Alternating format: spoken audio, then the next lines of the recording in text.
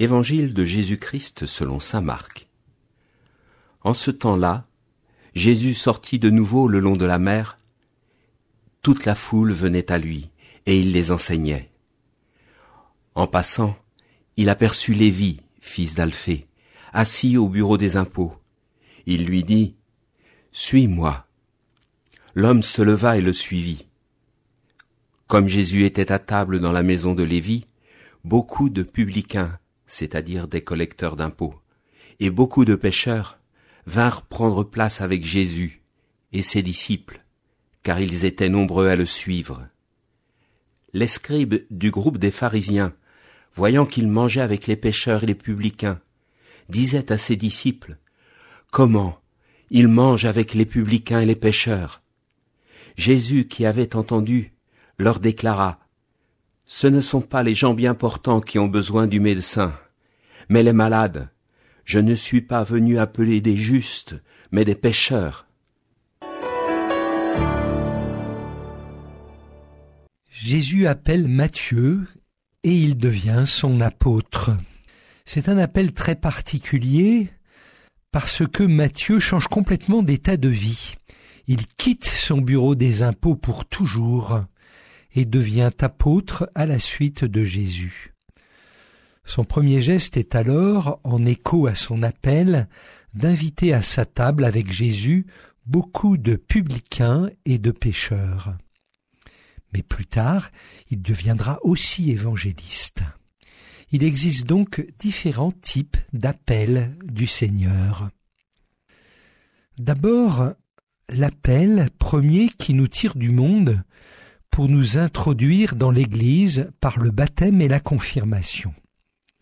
Ensuite, pour certains, comme l'apôtre Matthieu, un appel particulier à entrer dans la vie consacrée ou à devenir prêtre dans une vocation particulière, comme on dit.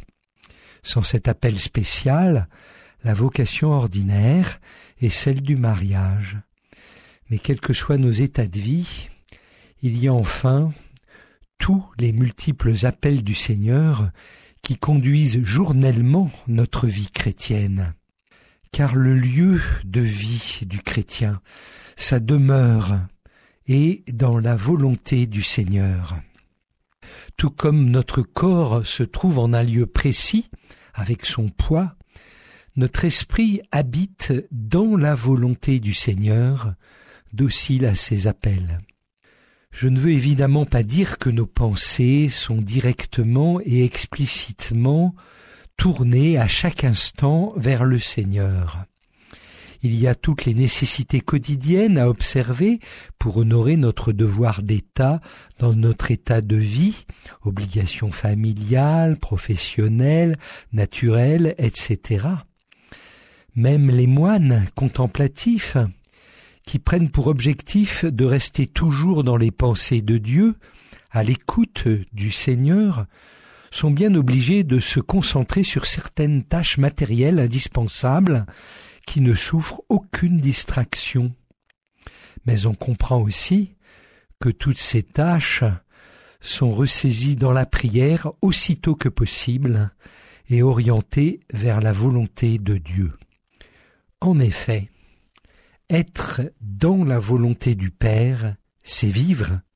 Je sais que son commandement est vie éternelle, écrit saint Jean.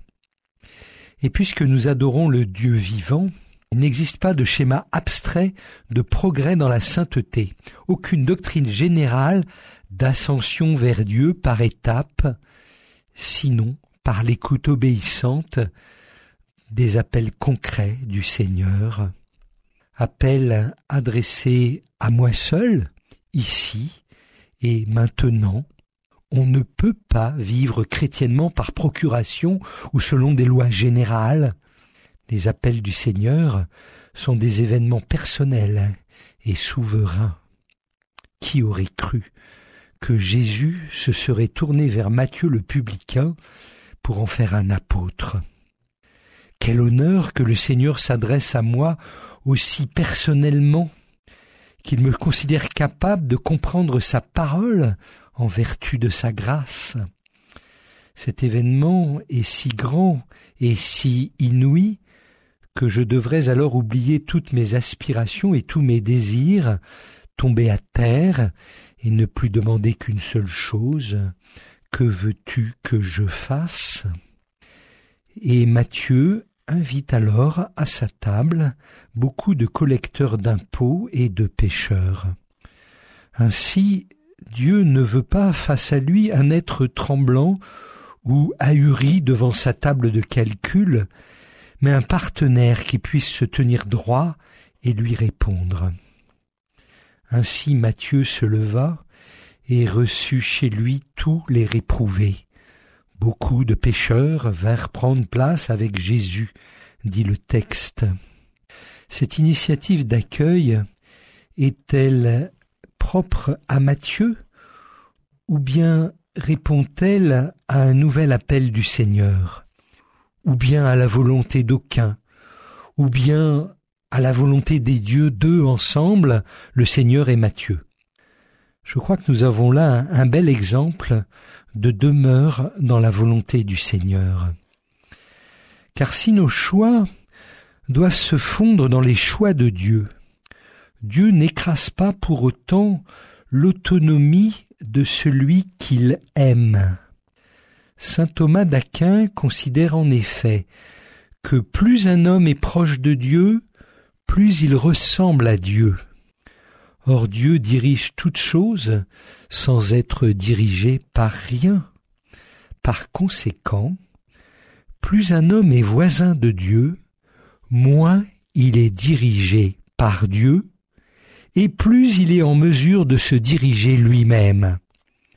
C'est très profond dans le mystère de l'amour. On peut donc dire, tout simplement, ici, que l'initiative vient de Matthieu, tellement il est devenu proche de Dieu, qui n'est pas venu appeler des justes, mais des pécheurs. L'évangile du jour a été commenté par le père Dominique Redoulez, prêtre au sérieux